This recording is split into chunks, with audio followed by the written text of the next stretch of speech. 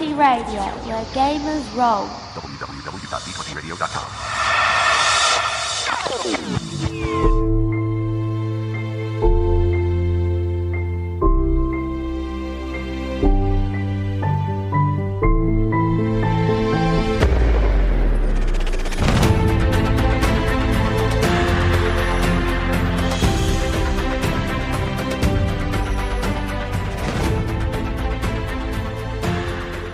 Hello Gaming Nation and welcome to the Dice Pool podcast covering everything that you've ever wanted to know about how to run and play in the GeneSys Role Playing Game by Fantasy Flight Games.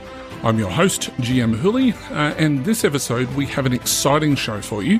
But for the moment, I'd like to introduce you to my partners in crime, the Brains Trust as I would like to call them, behind the show, my co-hosts and friends, GM Huz, GM Flano and GM Caitlin. How are we all this evening? Doing well. I also am doing well, thank you. Yeah, not too bad. What's everybody been up to this week? Myself, not a lot, just been, pre-Christmas rush, busy at work, whatnot. Haven't done a whole lot of gaming this week. No, it's been a bit of a gaming desert out there, hasn't it? No, I've been doing a little bit of prep work for helping my mate Josh prep his Stars of Outnumber campaign. Right. So I've been helping him do that, which is a bit odd because I'm reverse engineering Stars of Outnumber without ever playing Stars of Outnumber nor reading Stars of Outnumber. So I'm reverse engineering the ship rules to GeneSys. So that's interesting. Good luck with that, yeah. It's going well. So. Fair enough. Man, what have you been up to? Since last we got together, I've done a bit of epic level play in Pathfinder. Oh. So, my character, which is a bit of a trickster, has, level 23, actually. Sorry, since the very last session, we leveled up. Wow. How is that nightmare fuel? Is that? Oh my god, I spend 20 minutes just doing the maths for one round of combat. Oh dear. Because we're not just epic, we're also Gestalt and Yeah, mythic. no, it's nightmare fuel. Good Lord. I'm so glad that's over with for me. But anyway, that's all right. Caitlin, what have you been up to? I haven't actually been up to much outside of work and the Christmas rush myself, but this week I have been focusing pretty heavily on some character development for the same campaign that GM Huz was talking about with the Stars Without Number. So very keen to actually see how that character goes, but done a lot of work in terms of developing his backstory, how he fits into the universe, his skill level, and also looking at, what his current mental state is when starting the campaign. And I'm pretty pleased with my character of that campaign. It's yet another character with an eye patch, which is a running theme. You do have a running theme with characters with eye patches. It's happened so many times now. I think I might just make it a thing. I'm going to have to buy you an eye patch. It's how I get into character. And there's a Christmas present just sitting there. What we'll have to do is get the eye patch, but have the Dice Pool podcast logo on it. Oh, so you can represent it all times. That's how it needs to be. Which is a nice segue into one of the things that we have been doing this week. Now, obviously, we can't talk about what we have seen because of spoiler territory and whatever else. But there was a little movie that came out this week, wasn't it? Oh, Just a nothing little big. one. Tiny. It wasn't very big, no. How many times have we all seen it now? 3. 3 for me. Twice. Once. No. I've just not had enough time. Excuses. I'm GM Flano. I prefer to play epic level Pathfinder and sing Star Wars 3 times. Oh dear, poor man. But that's all right. You'll definitely be going to go and see it, and I'm sure we'll go and see it as a group. But one of the things that we did do at the premiere, because we all went to see the midnight screening, is that Mike was so kind to obtain some merchandise for us with some hats, which were really super cool. They turned out quite well. I'm currently wearing it right now. It's giving me podcasting powers. Wow. It's a visual thing, but that's okay. You can feel it in the podcast, though. You can feel that energy when he's wearing that hat. You know he's wearing it. It's raw emotion. Yeah. Just switch it on when it's on. And it's interesting because it's podcast powers, only your sound ears can really hear it. The sound ears. That has to be mentioned every single episode. It's sound eyes. It's sound eyes. Sound eyes. We can cut that bit out. That's okay. I was too accurate in my statement. This is the problem. I was too real. Only your sound eyes can see it. Exactly. But there was also something else that, because we had a little bit of a Christmas get-together just before the episode started, and I believe young Caitlin organised to get us some things, which was kind of cool. Would you like to tell us about that, Caitlin? So for these guys as Christmas presents this year, I organised some Dicepool podcast mugs for them and included a whole bunch of chocolates just as a Christmas present. Yay. That was so cool. They were very cool. Love it. You guys sound so enthused, but I think it's because it's a little bit of a sugar lull because all the chocolate is now gone. Yes, that was I think I have some stashed away. Nice. All right. Well, gang, we've got a lot to discuss this episode, so should we get into what's out and about on the internet? You mean on the radar? That's what I said. On the radar. And welcome to On the Radar, the segment where we will discuss the latest and greatest on the internet concerning the GeneSys Role Playing Game and any other amazing discoveries that we feel may be of interest to our listeners. So, what have we got this week, my peoples?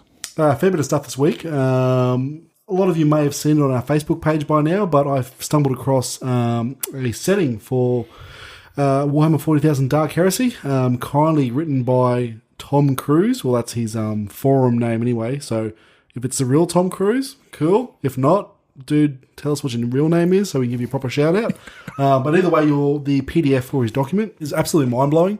GeneSys has only been out for a few weeks and he's already got 100-plus page PDF so you can play your games of Warhammer 40,000. It is just absolutely amazing. Yeah, very impressive. Yeah, I'm keen to. Well, me and last session I was talking about how I wanted to run a Necromunda game and had the daunting task ahead of me of converting 40k to GeneSys, doing all stats and weapons and whatnot. But all the hard work's done for me. So thanks, Tom Cruise. Bet you never thought you'd say that. No, Tom Cruise, GeneSys genius. Who would have known? But seriously though, check out what he's done. The PDF is on our Facebook page and it's on the FFG forums. You can find it easily enough, but you'd be blown away by how good it looks. You would think it's an FFG product by the quality and effort he's put into it, and especially in such a short period of time. So kudos to Tom Cruise. And I've given up a lamb roast just to read that document. Now, see, that won't make any sense to you guys because you're younger than I am. Why are you giving away food? This is a travesty. It is a bit of a travesty. No, there used to be an ad years and years ago about, I think it was Naomi Watts. She was in the advertisement, and she won a trip to meet Tom Cruise in a movie. And she said, "Oh no, sorry, I can't. My mum's making a lamb roast." Totally valid. Okay. Yep. I would not miss a lamb roast to meet Tom Cruise. There you go. Unless it was this Tom Cruise Tom who made Cruise. this document, because I want to give this man a handshake high or a high five. five or something. It's an awesome job. What can I say? Yeah. And what else is out there, people? We've also got some new additions to the Mic Stand and the GM Hoolies gaming tidbits. The latest articles include success from failure, incidental combat encounters, and skill challenges in the GeneSys system. So if you're interested in any of those ones, I would highly recommend having a look at those because they offer some really cool advice and tidbits, particularly for people who might want to look at GeneSys in a bit of a different light. And skill challenges is something to really check out on because we do the skill challenges a lot in our games. It's an easy concept to bring to your game, and it can just make for some really awesome narrative moments, which I'm pretty sure any of these fellow hosts can vouch for. Skill challenges are my favourite. But the stuff that you've posted up as well, Mike, is just top notch, and I can highly recommend the one that I've fallen in love with the most. Is the incidental combat encounters. That is just absolutely amazing. I know that that's going to change the way that I run games, definitely, because it's something which can easily be implemented. And we were discussing earlier tonight about a few extra ideas that we're going to throw in there as well. Yes. We even got to implement a couple of those things in our test of the Wandering Warrior. And so what is the Wandering Warrior? This is a document that's been put out or is in the works for one of our friends, Keith Capel. Which we were graciously asked to go and playtest, which was fantastic and a great experience. And Martin, you actually ran the game for us. I did, and it went really well. Well, actually, you guys played in it. What did you think? I cannot talk highly enough about the way that Keith puts his stuff together. And if nothing else, it's a great template once it gets released to the general public. It's a great template for people to go out and design their own system. Absolutely. That's what I think. So I had so much fun in that campaign and what we were playing with. Martial arts and those types of movies have always been something that has been really a big part of my life and something I really love. So being able to play a character in that was just super cool, not to mention the story that Martin had come up with, which we'll have to give a bit of a background to what the story was, because it was just fantastic and we just came up with it on the day. But the supplement itself is really, really cool because it's something that you can either incorporate into your current campaigns, you can incorporate elements into it, you could create your own setting completely around the universe or the rules that Keith has created, or you could just create a character using that information and inserting it into another campaign or setting that you have. It's just really fantastic. I thought it was amazing. Completely in theme with the core of what GeneSys is. yeah, exactly. Well, I know Exactly. I enjoyed it a whole lot more than I thought I would. I'm not a massive martial arts fan by heart, but at the same time, as I was playing it, I loved it. It was fantastic. Very, very good. So, Martin, you should tell us about the story that we played. Well, not us, because we played it, but the listeners. Well, it was just something, as you said, that we threw together on the night. I figured it was going to be pretty easy to run, and it was basically post-apocalyptic, where the world has fallen to ruin after a nuclear war, or we don't actually know what's happened. But from the ashes have arisen some warlords that have taken control of various areas and control all the guns in the world, because that is the ultimate resource. Yep. And you guys played as peasants that had in secret developed and honed their martial arts skills in order to overthrow this tyrant. And when the local taxman had come into town in order to collect his due, you guys sprung a daring plan. It was a lot of fun. And again, it shows the flexibility of GeneSys. We came up with that entire plot in about 10 minutes before we actually played at about 10 o'clock at night. So And it was That was a late fantastic. play test. And I ran it with NPC templates straight from the GeneSys core rulebook, and it worked quite well. And we created characters based on what was in GeneSys and then also adapted them to fit in what the rules and what the data sets that we provided within that Wandering Warrior supplement as well. So it's something that actually goes really nicely hand in hand. Yeah, and he's got some exciting things which are in there as well as special rules which are kind of not covered in the stock standard rules at all, which will be a really great addition. But we'll talk about that when it actually gets released to the public, I think, at a later stage. But no, the listeners will absolutely love it. So if you are interested in obtaining a copy of that when it is released, stay looking at our Facebook page because we will share that. If you want to support Keith and the work that he's continuing to doing for this universe and for gamers like us, visit his Patreon, which we'll link on our Facebook page as well. And what other interesting things have we found on the internet? I know one thing in particular that I'll mention that sort of kind of went straight under the radar, that they haven't advertised it on the Fantasy Flight Games boards or advertised on their website at all. And that's the fact that GeneSys is now available as a PDF that you can get from Drive-Thru RPG, which is absolutely fantastic. Makes it just a little bit easier if you're, in Antarctica or something. I don't know. Or still struggling to get your copy. Exactly right. So at least you can have it in your hot little hand in an electronic format. Go from there. That's the best way to do it. Well, a lot of people prefer PDFs or ebook versions of stuff, so it's good for them too, I guess. And plus, who doesn't want a copy of GeneSys everywhere they go in their pocket? Exactly I mean, really. right. Agreed. I just bring my book everywhere. I get funny looks. This is why you don't have friends. I want a friend. Actually, no, if you're carrying around a GeneSys book, you'd have lots of friends. And what else, Mike, have you found? Well, I've discovered form-fillable character sheets made by a fan of the system. They're available on our Facebook page. We've shared them up there. I'm pretty sure they're available on the FFG forums as well. Yep. Great sheets, basically a digital way of keeping track of your character, punching your details, typing your talents in your skills, etc. Print it out, and you've got yourself a nice, neat character sheet for your GeneSys character. And I'm sure there's options in there for GMs to add skills and other bits and pieces that are relevant to their campaign. So needless to say, there is a lot out there on the FFG boards. Again, as I mentioned last episode, they are really big into just different settings. Lots of questions are getting asked. It's ablaze with information. So if you are looking for more information from the wider gaming community about GeneSys, you can go to their forums, which is at fantasyflightgames.com. But needless to say, there is, generally speaking, a lot going on out there on the internet, as well as around gaming tables, as some people are being introduced to the GeneSys way of thinking, which is amazing to say the least. So, should we get on to the show topic for this evening? I think so. Excellent. Core of the show.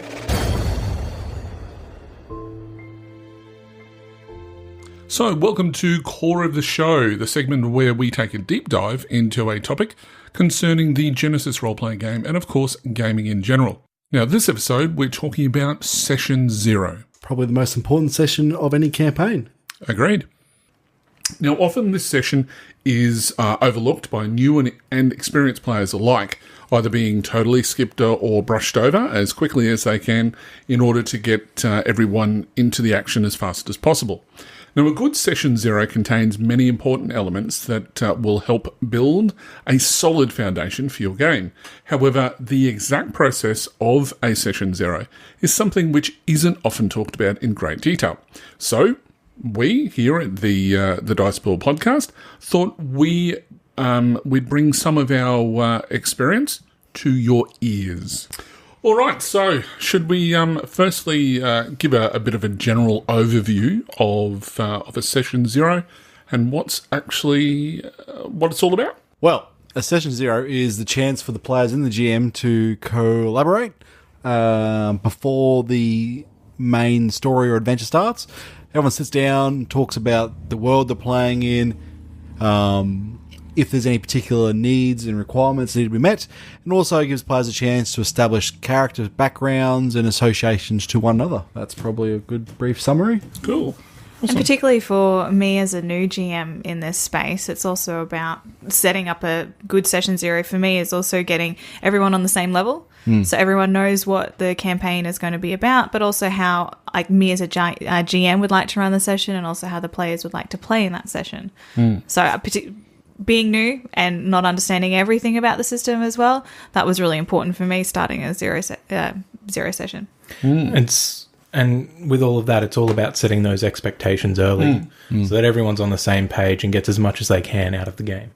Exactly. Because, any sort of, it doesn't matter whether it's role-playing or what, but setting that expectation is really important because then everybody's on the same page straight up from day dot within a campaign. And what a lot of people tend to think is that they will sort all these kinks out as you play. And there's some kinks in a role-playing game that you need to iron out and get sorted before you start role-playing. Otherwise, they can potentially stifle the enjoyment of the game, or if not, completely stop the game altogether later down the track. People don't voice their opinions until it's too late. Or people might not necessarily realise there's a problem until it's too late because they haven't approached them at the start. Exactly. Look, so we've made a few notes in relation to this, and obviously we'll talk about this more as we go. But we've kind of got a bit of a step process that we're going to suggest for every GM who is starting up a brand new campaign to go through the motions with his players or her players as part of that process. So do you think that it's a good idea if we sort of go through each of those steps and have a bit of a discussion about that sort of thing? Yep. Pretty solid. All right. So let's talk about the step 0, as I like to call it, which is getting ready. So this is kind of where you set up what you're going to do with the campaign in your own head of where you're wanting to take the story. So let's talk a little bit about that first step of just the nuts and bolts of what you want to do. Well, first up, step 0 sounds how you described it, and step 0 sounds more related to the GM.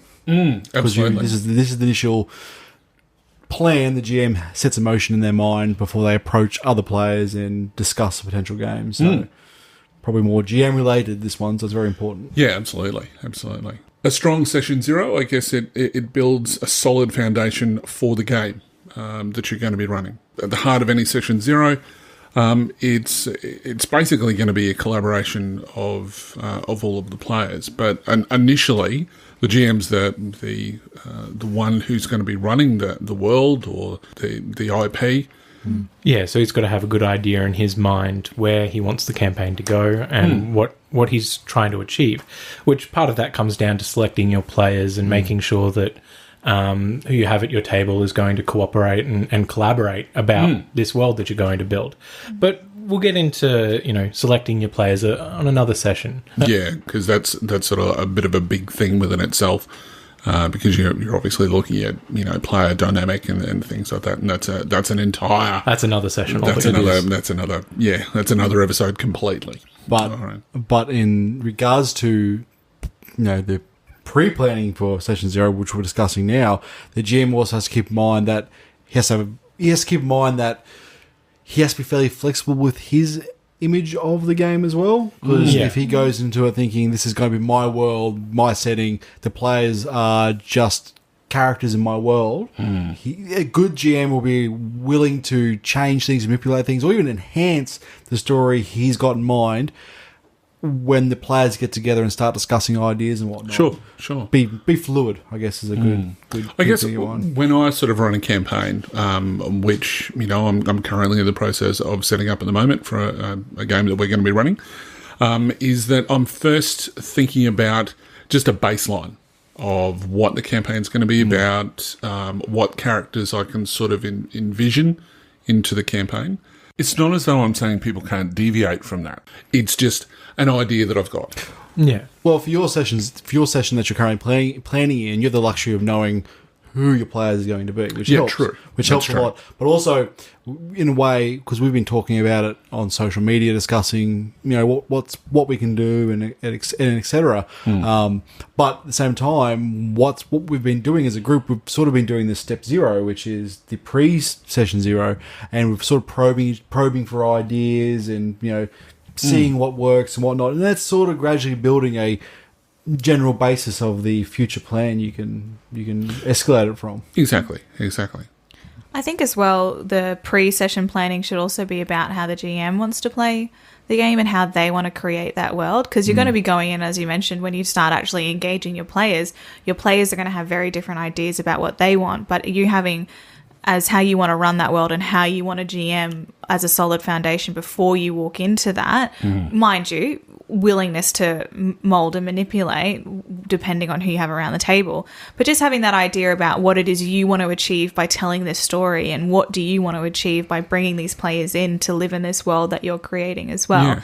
And having some of those ideas about the rules and expectations that you have over GM, and then what you think that could potentially be, so that when you're walking into the actual session, you have a bit of an idea about how to lead that conversation and how to bring players who might not necessarily have a lot of experience in this to bring them on that journey with you, but also or even rein in some of the players who have been doing this quite a lot. You have your understanding about you yourself as that GM position. Absolutely. So us four have all GM to a degree. Yep. So I guess importantly, a very small degree, but it is there. I'm sticking by it. It counts. I have done it. And a very good job, I might add, just very quietly. So I guess the important thing is to ask ourselves as GMs in regards to getting ready for a session zero, what does session zero mean for you? Like, how do you tackle that initial process? Well, for me, being the very first one that I ever did, my first tackling of it was looking at what was the story I wanted to tell, or what was the world that I wanted to try and throw these characters into and see how they developed that. And I got that idea in my head, and it was set in Star Wars, but it's a very, very different type of campaign. I think I probably bit off a little too much to chew in my very first campaign and kind of taking the theme and rolling with it myself. But I had to get that in my head first and get that idea. But then I also had to start thinking about, well, what is it that I want to do as a GM? What's the story that I want to tell, just as much as what I want the players to try and, take the story I want to tell and completely change it within a roll of a dice. But also had to think about, how do I want to let those stories go. And one of those big ones for me is I wanted to be as open to role play and let that role play come out, which was basically one of my biggest rules. And I think actually everyone around the table is who was in my campaign. I think the first thing I even said during our session 0 is I want this to be a yes and approach to the storytelling.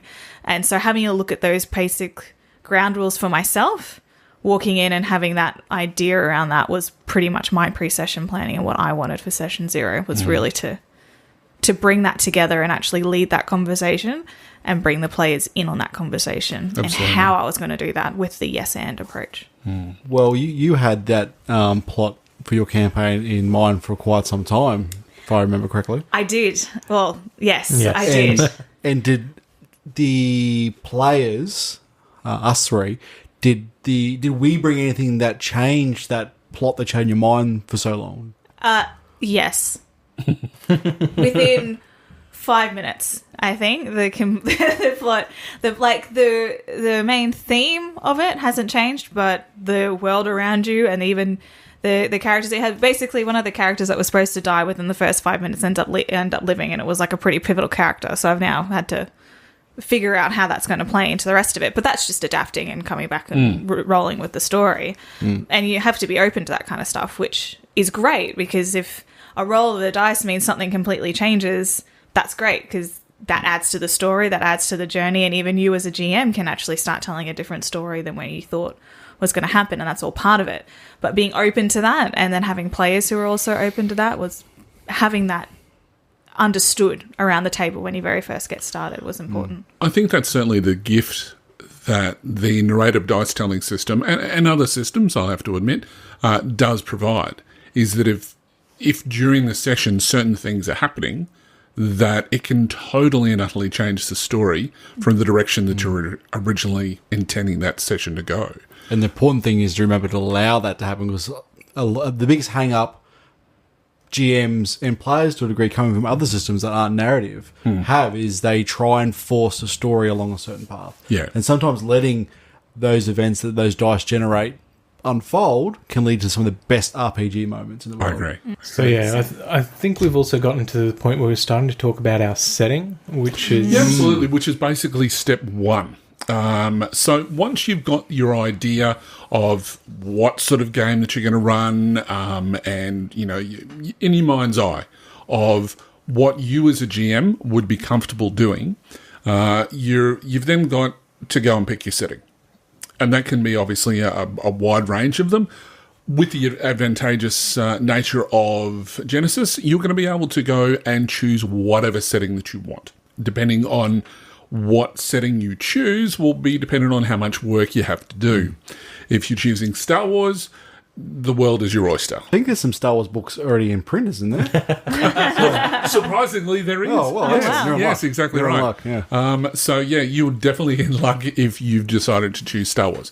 But if you wanted to go and choose something like Harry Potter, for example, you've got a lot of work ahead of you. In either case, the world that you're choosing should be something which resonates with you as a GM and also resonates with the players. So that's going to be... They're going to be the ones that are going to be investing in the story ultimately. And that's what you want to be encouraging, rather than just the dictatorship of a GM like other systems tend to do, that you want to be able to just go, you know what, this is what I want to do, and what does everybody else want to be doing? Yeah. And it just means that each player can then bring in certain parts of the system to their liking, so that you're doing it as a very collaborative process. Someone really wants to play an elf in your fantasy or sci-fi setting, go for it. Exactly right. Just work in how elves got there somehow. Yeah. And I think 40K did it. I think as well, making sure that you're letting it open to players to know that they can do that, particularly at the beginning, because if you've got new people around the table, you say, oh, whatever it is you want to do, you've got so many options, it's actually hard to make a decision. But if you know from the beginning that the world is literally your oyster and your players know that they can come up with whatever they want as long as they role play it out, like that's a good way of actually bringing them in early on for them to build up over time. Yeah, it as the gets story continues. that player investment. Yeah. But sometimes it is good to adhere to boundaries because too much choice Yeah. can be overwhelming and lead Yeah. to This is- not yeah. very well thought out choices. Well, that's- like if you say we're playing in, I don't know, the Fifth Element universe, and you know you're not going to pick a fairy elf as your character. It's Why going to not? be well. Who is to say that Lulu Chances wasn't are. a fairy elf? But it gives you an idea of what sort of character you're going to play in that world. Yeah, Sure. Well, that Yes. comes back to our step 0 is getting Oh, it ready absolutely. and you True. getting that idea of the campaign that you want to have in mind, solid before you start Yeah. writing down what your setting is and getting everyone's buy-in. Because one of the things when I'm talking to people about running a session 0, I will always have that when they talk to me about it, I'll say, right, give me the elevator pitch. Yeah. And that's effectively what you as a GM are wanting to run. Yes. Once you've got to that stage, then it's a case that you go to step 1, which is asking your players how do they want to be involved. Tell us a little bit more about the world that you want to do and bring in story elements of that. And that includes things like thinking about your player background and things like that. And I mean, again, GeneSys and before it, Star Wars, has that as part of the character creation process, is that you have to go and create your background first, and then you have to create your motivations and your obligations for Edge of the Empire or your duty. So you're automatically forced to create these ideas in your head before you even get to the crunch of character creation. And that's sort of, I think, part of step 1 is getting the players to think about that so that you can then go, right, well, I've got ingredient from Caitlin, I've got ingredient from Martin, I've got ingredient from Mike and whoever else is playing, and then mix those together as the GM to go, right, this is the cake that, to continue the terrible metaphor, that is what we're going to be presenting as the final product. Just don't mix M&Ms with Skittles. Looking at you, Mike. Some men just want to watch the world burn, Martin. For those who don't know, Mike likes to throw in Skittles into M&M packets and is notoriously bad during sessions. Actually, I think it's a treat, but Martin doesn't seem to like it. But that's okay. It's because Martin's a grumpy old man. I thought that was my shtick. Story building themes. Any further sort of ideas on to step 1? One quick one as well. I think an important part of step 1 is also it also probably ties closely to your setting. Is the type of campaign you'll be running. Is it going to be a long-term campaign or are you just doing a one-shot? That's a really good point. Because I think some settings are more and better adhere to, say a Star Wars one. You have a big overarching story that goes across multiple sessions. But if you were to play a one shot that's 3 or 4 sessions long, if that, is probably more suited for, say, a John Wick setting. For example, if you want to do something fast, sharp, and punchy, your setting can really define how long you'll be playing for too. Which sort of kind of leads us into step 2, which is picking your play style. This is going to be, I guess, looking at how you as a player and how you as a GM want to run the game. So we've talked about setting up what you want to run. Then we've talked about how the players can be contributing to that by creating this world. But now we've got to go, right, well, we've got this world. Now, how are we going to play in it? And that's going to be, there's a range of things that you're going to be doing with that. You need to be asking yourself and your players whether they want to be playing the political side or whether you want to be playing some sort of John Wick style adventure where everything's more like action-packed. And again, it's setting that expectation because then I think that the players are going to go, right, well, I know that this is going to be a political campaign, so I'm not going to go all out and have ranged heavy as my number one skill, that sort of thing. So they've got this idea right from the get-go of what sort of characters they need to be looking at creating. Yep. Yeah, it helps. It helps to for the players to engage by having a solid concept in mind for what they want to do, and how it helps for them to get that by knowing what sort of a campaign is going to be played. At the same time, though, players shouldn't feel super shoehorned into being, if you're playing a political campaign, you shouldn't feel like you have to play a super political character. Sometimes it can be fun to have an out-of-place character in that situation. But you don't want to make yourself totally unplayable by having a set of skills which are never going to work in that particular setting. But hey, a general fits right in a political setting. Absolutely. But, you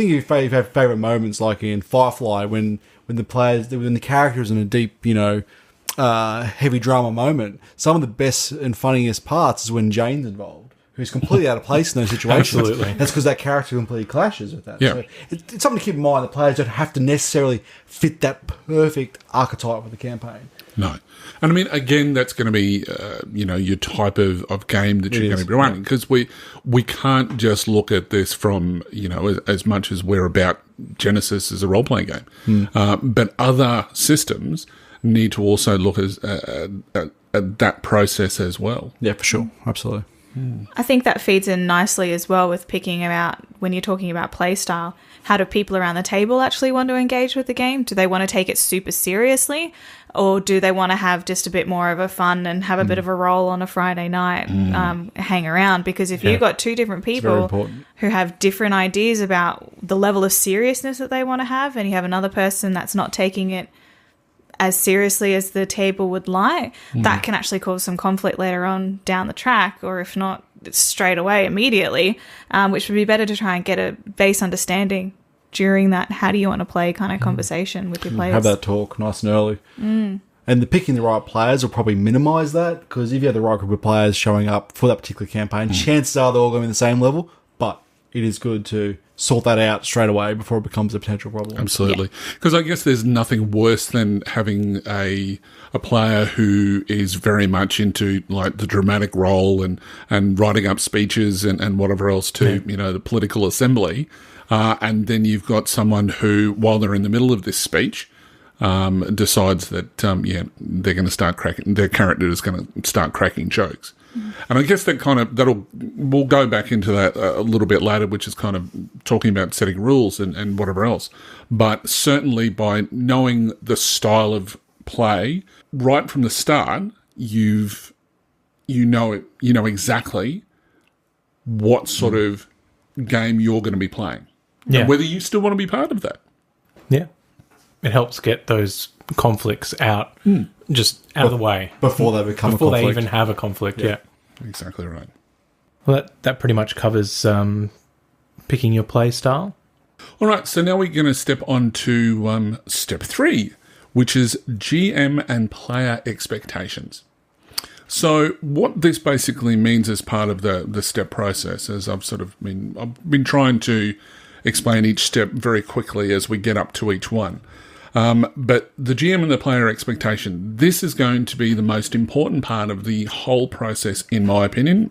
You guys may differ. I agree. But the GM and the player, if they've got those core rules of what is expected at the game table and what is expected of the campaign, and everybody's laid that out and everybody's agreed to that in a social contract form, I think that you will have a much, much smoother path to a good campaign in the long term. And that's not to say that the rules won't change halfway through. As an example, I know that in one of my Star Wars campaigns, I said right from the start that nobody would be able to be force sensitive. You can be force sensitive at the start, but after that, you can't sort of miraculously gain force sensitivity. However, as the story has progressed and things have presented themselves, that my opinion on that has changed. So that is, I guess, the rule at the start, but don't be so don't make it tight with it. Yeah, don't make it so concrete. Allow yourself to be flexible to move with the story and move with the campaign. If that's happening, it's a good sign that your campaign's naturally evolving. Yeah, so absolutely. Let the campaign evolve if it makes sense. Yep. But yeah, when discussing these player expectations and your GM things, it's important that everyone at the table has an equal voice. That just because you're the storyteller and these are the things that you want to see at the table, if your players don't feel like they have input in this, they're not necessarily going to have ownership of it. Exactly. Yeah. And that's what you want. You want your players to be able to go, this is as much my campaign as it is the guy behind the screen. Yeah. Yeah. And I think a lot of players in some groups might feel like they don't have much of a say because they are a player. So that old school sort of stigma of the GM being the boss. Yeah. And everything he establishes is the law. But everyone at the table is still equal parts player, and they should all have a vocal opinion. So as a GM or even other players at the table, if you see someone in this process sitting back not saying much, might be a bad time to just go, hey, Jimmy Smith, do you have any opinions you can add to this? Shout out to Jimmy Smith, who's listening, by the way. Thanks for listening, Jimmy Smith. Like, yeah. Yeah. But if you don't get them buying in on this, they're going to not really respect the things that you settle upon because they don't feel like they're theirs. That's it. Yeah. And I guess also this social contract of the game is probably the most skipped over thing in setting up a game. I think so. I agree. There's so much involved in this, and I don't think people skip over it because they mean to. It's just something they don't necessarily think about. Because I don't necessarily think that is something which is promoted as being important. But I mean, that's obviously what we're trying to do because it is very important. It's very important. For group cohesion, for story cohesion. And, if somebody does step out of line, at least you can say, well, dude, hey, look, this is what we as a group agreed to. Then you've got almost buy-in from everyone. So then they go, okay, well, yeah, that's a good point. Okay, fair enough. I'll accept that. It's especially important in a long-running game where you're going to be playing with these people for years. Absolutely. Yeah. And it really has the capacity to make or break the campaign, but also groups and friendships and the people that you are sitting around that table with. Just as something as simple as inter-party conflict. Like if you don't identify if that's okay or not okay or how players feel about that from an early stage, and then all of a sudden you've got two PCs fighting against each other and the PC's not... The player isn't interested in doing that and they feel personally attacked by something like that. Absolutely. Like that can not only impact your story, but it can really impact the people and the relationships you have. Absolutely. Because player character versus player character conflict can be some really rewarding role playing, as we've seen in our games.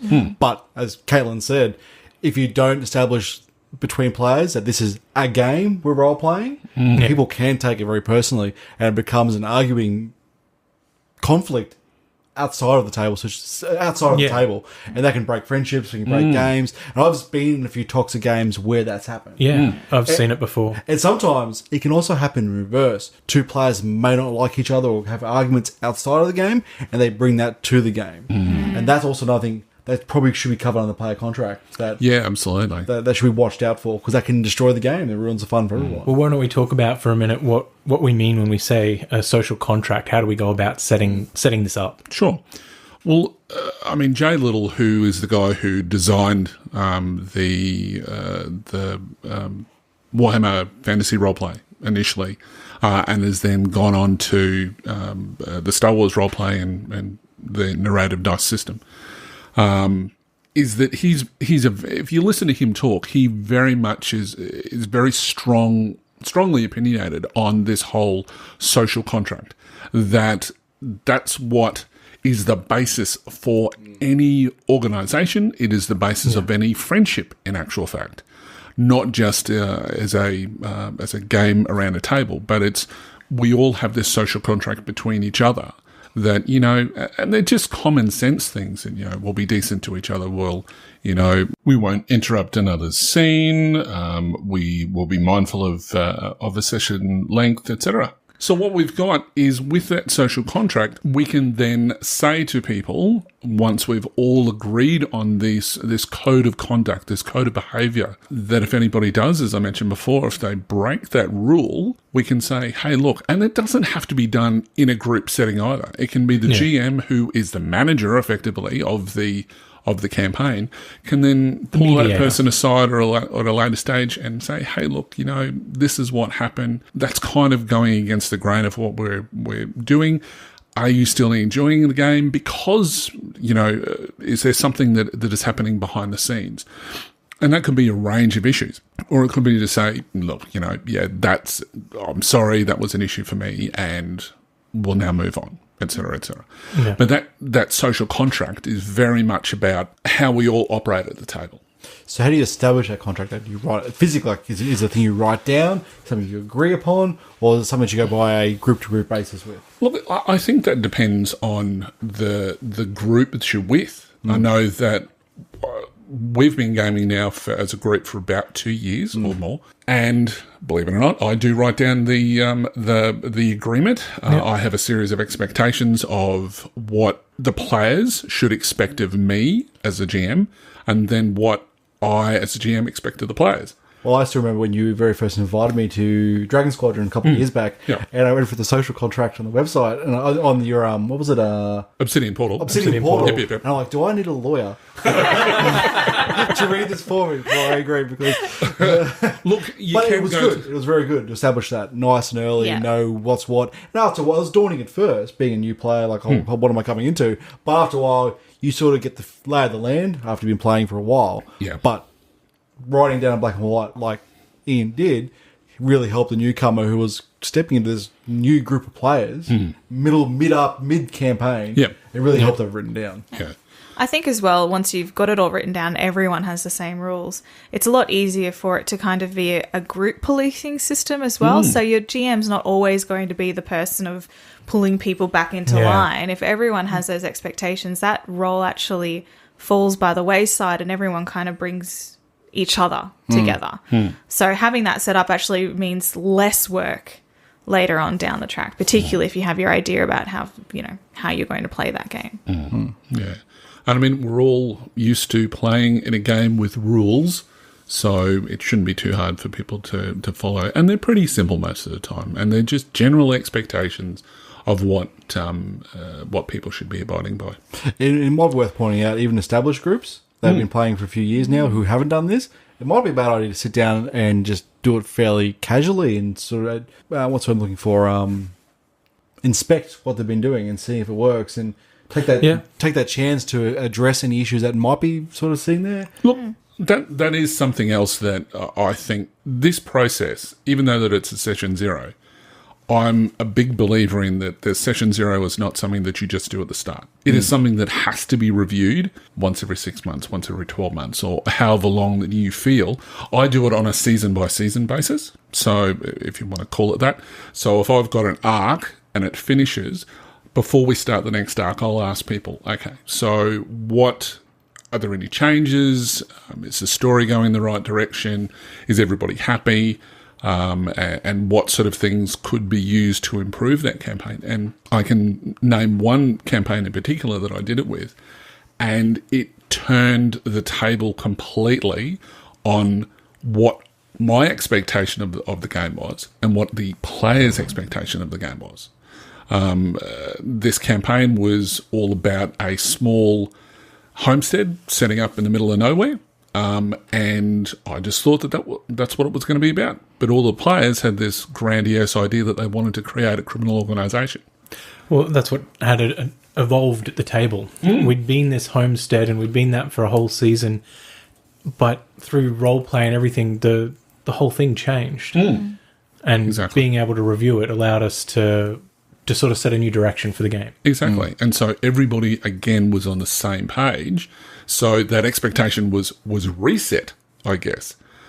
So that session zero, having it at a different point in time, as Mike said, you can do it if you've been gaming with the same group for 3 or 4 years, who cares about doing it again? Do it again. Even if it's just as an exercise to see whether it might curb some behaviour that some players, they might also feel that they have a voice then too. Well, yeah, developing a social contract is something that's sort of done informally all the time. Exactly. So giving it this formal basis does allow you to work through things that don't get raised. Agreed. As I was mentioning before, just having that understanding of how everyone wants to play the game. Yeah. I mean, my biggest thing is about, having how serious it's going to be versus how much fun it's going to be, because different people around the table. Yeah. This is the thing. Everyone's different. Everyone has a different idea about what role play actually is. A lot of people just want to roll dice. Other people actually want to role play their characters. It's about having that understanding and having that agreement about how we're going to treat each other. Because if you've got someone having a really emotional scene and they're actually putting their heart into role playing it, and then you got someone else that comes in and kind of ruins that scene and takes that away from them, it can be quite hard. And yeah, as I mentioned before, like using our groups that have been around for years can still go through that same process. Actually, all of this process. How is the story going? How is the gameplay going? How is the role of the GM going? You know, just checking in and actually making sure that everyone's actually wanting to share that journey with you, and that it's not we're against each other, we're actually against these creatures that we're fighting or whatever universe you're in. Yeah, in your campaign might flourish even more from it because you've patched up issues that you didn't know were issues until the that's right, and that's sort of the example that I was using before with the Tales of the Solar Express. The original idea was just the characters were going to be flying around the galaxy delivering things, kind of in a Futurama sort of idea, but that's not what the players wanted at all. And I was finding that I was struggling to find ideas about story because I wasn't connecting with the players. But as soon as I ran that session 0 at the end of that season, I now had direction again, and we just went from strength to strength from that campaign. So it certainly does work, I think, in practice. I still want to go back to that campaign, Ian. You left my character with a massive, what? So just because it was at the side of a black hole. Yeah, floating on the event horizon. Yeah. After my character betrayed everyone too to double cross the Black Sun, then flushed the Black Sun Vigo out into space. Yes. So it's like, there's a to be continued that never got continued. Never get continued. That's exactly right. We need to go back and do that. We will. Maybe we should record it. Maybe. Actually pretty good. Maybe that'd be good. Indeed. Just touching base on very quickly with regards to those expectations, and you mentioned it. One of you guys mentioned it before. That I've actually got it written down. I think we should probably make that available at some point on the Facebook page.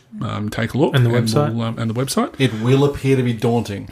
It will appear to be daunting. You will want a lawyer, but it's still quite valuable. Yes. And take as much as you want from it and leave as much behind. Exactly. You don't have to go to that sort of extent. I do have a pseudo-legal background. So part of that as well, what you'll see in that is part of the house rules.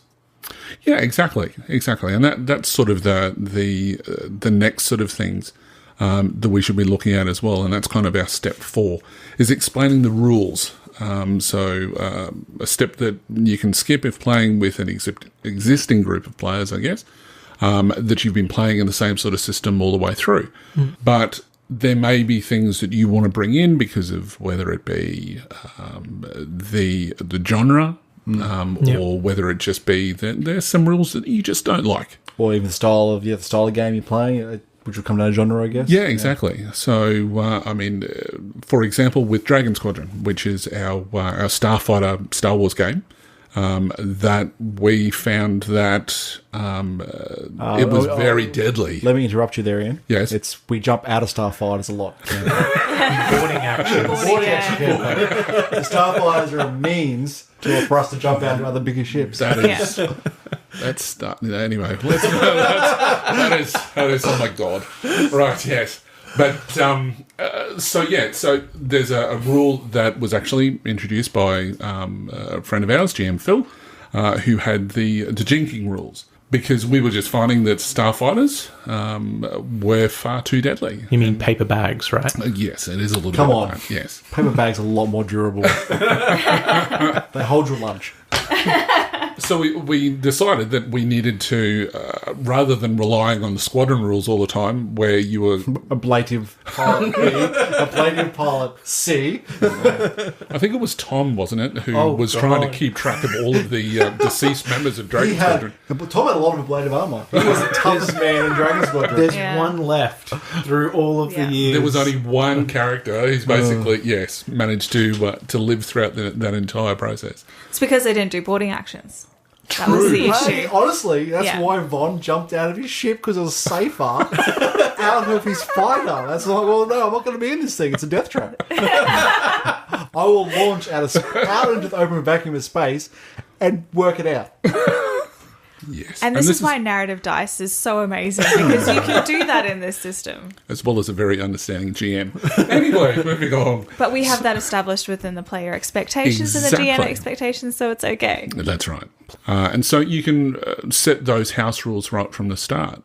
So people know before they even roll a single dice Because what that rule is that we're going to be using. sometimes house rules can be very important when deciding what kind of character you're going to play. You need to know that these are going to be in play before you design your sheet. Yeah. And yeah, absolutely gives players an idea what to expect. Like I know in some of the campaigns I've been running recently just for like one shots and stuff like that. I've been doing combat, fairly unimportant combats, very, very one dice roll, one roll and you're done sort of thing. And I make that clear to players so they know what they're getting into. And so they're not going to be terribly upset when their big, combat monkey character isn't going to be in the spotlight in every single fight. But when the fight does come up, it's a genuine proper fight. But they have an idea that every single combat isn't going to be one pause, roll initiative, track the hits and stuff like that. Yeah. And that's a very important house rule to approach your players with and say, hey, this is how it's going to work, just so you know. That way they can't, if they've got any objections to it, they can voice it then as a part of session 0. Exactly. Precisely. All right, so if we go back, let's just sort of summarise a little bit, as I've been trying to do along the process. That we've got the getting ready. So we're working in our head what sort of a campaign that we want to run. We've picked our settings, so we know exactly what genre we're going to be playing in. We're talking to the players about what sort of campaign that they want to see run. We then look at our play style. So we're then looking at, how is the campaign going to look and feel within the game itself, not just with broader strokes. We're actually looking a little bit more at the nitty-gritty. We then have set our expectations for both the players and the GMs. And then we go and explain the rules of, how we're going to exist within the rule set that we're using. So now we go to step 5. Probably the funnest step.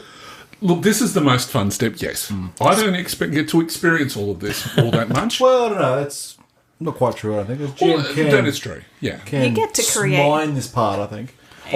See, that's true. That is so true. I get to mine. As a GM, the players go and they get all of the background and they create these great stories. And then, I get to get that and go, right, I'm going to use this, I'm going to use this, I'm going to use this, which is great. And then the other part of it is that you get to create the evil villains or the creatures or the encounters that they're going to come up with as well, which can be just as fun, particularly if you start throwing some nemesis and that in there. That's Exactly also right. fun to create. What is the next step? So this is basically character building.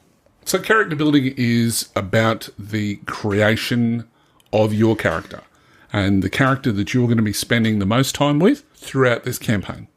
Let's firstly, when we start talking about characters, as I mentioned before, let's look at with GeneSys, for example. You'll have a whole heap of backgrounds and things like that you've got to set up first. Yeah. Before you even go anywhere near a stat block, before you go anywhere near your talent tree, that this is you setting up where you want your character to come from, what you want your character to be all about, their history, their loves, their hates, what they would die for. 20 questions to look at it from an L5R point of view. So Mike, what else do you think would be? It's character creation really is limitless in terms of what can be done. It comes down to the setting you're playing in, I think, is the most important thing. If you're playing in, I think we briefly touched upon this in a previous step of our discussion, but the more extended approach is if you're playing in a certain setting, it gives you an idea of what sort of character you're going to be playing. A very fundamental basis, anyway. If you're playing in a Clone Wars, Star Wars campaign, and you're playing on the side of the Republic, chances are you know straight from the get-go, before you think of anything else, this is going to be my boundaries. I'm going to be playing a Jedi or a clone trooper or someone who will be working closely with the Republic against Separatists. Yeah. And from there, you can build upon your character and develop them in different ways. You can build your Ahsoka, your Anakin equivalents, and go from there. Even though those characters all have a very established guideline, a rough guideline, it gives you an idea where to build from, and there's a magnitude of ways you can go. Exactly. It helps you to sort of start thinking about the reason for being for your character. Absolutely. Why are they here, and what's going to keep them around. That's right. And the other part of that is, while you're looking at your character in isolation, it's also about, why are your characters together? Why are they in this? Why are they in this journey together? Why do they care about each other? Why do they care about the events of the world that you've put them in?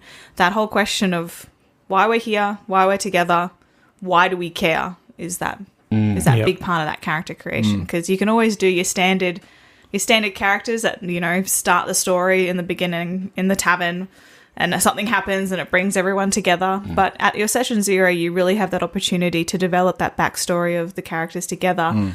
Or if they're not going to be together at the beginning of the game, they're separate stories and how they can actually feed in together to build on that development and that character relationship moving forward, which you wouldn't get if you didn't have that session 0 conversation. I guess the most important factor is, don't discuss your character with the other players. Don't make your character in a vacuum. Because otherwise you're going to have a group of characters who have no real care or association with each other. And that is probably the worst thing to happen at most tables. That's why the step's quite important to do it as a group. And for the GM, it's a great chance for you as a player to establish stumbling blocks for your character, hooks, things that the GM can call on throughout the session, throughout the game, to bring you all together. NPCs to make their lives difficult, causing adventure to happen. Ultimately, is what you're attempting to do as a GM, and players are attempting to do, to have fun, because they want. I mean, there is a reason why that a character is going, right, my background is, I was a doctor in a medical facility that was bombed by the Empire. You want a reason for, that's your call to action. But as a GM, you would then be looking at it and going, okay, well, maybe... How can I use this? Exactly. How can I use this in that in the campaign? Whether it be that you suddenly learn who was in charge of bombing that facility, and then there might be a reason why that facility was bombed. Perhaps there was somebody that was in there who's, that there was a general of some imperial admiral, general, whatever, that needed to be killed. And maybe later on you find out that it was actually the rebellion that you're fighting for. That whole sort of can create this massive story.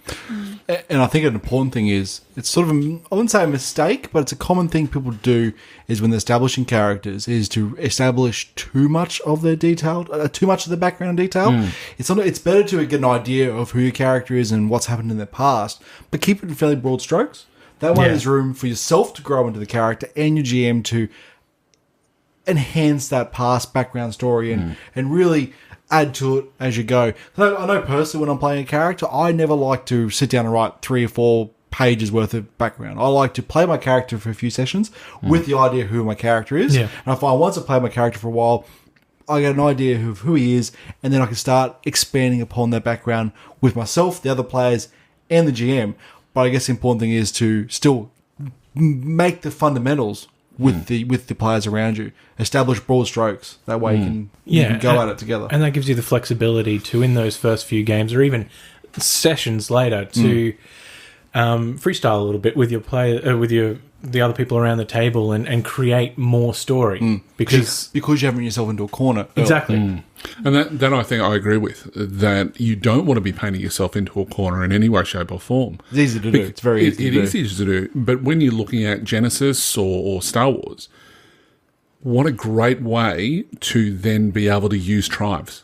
Yeah. what a great way to be able to flip a destiny point or flip a story point. Introduce someone from your background. Exactly. That you've gone, you know, what would be really cool to have this particular scientist that I went to school with or something like that could help us out in that sort of scenario.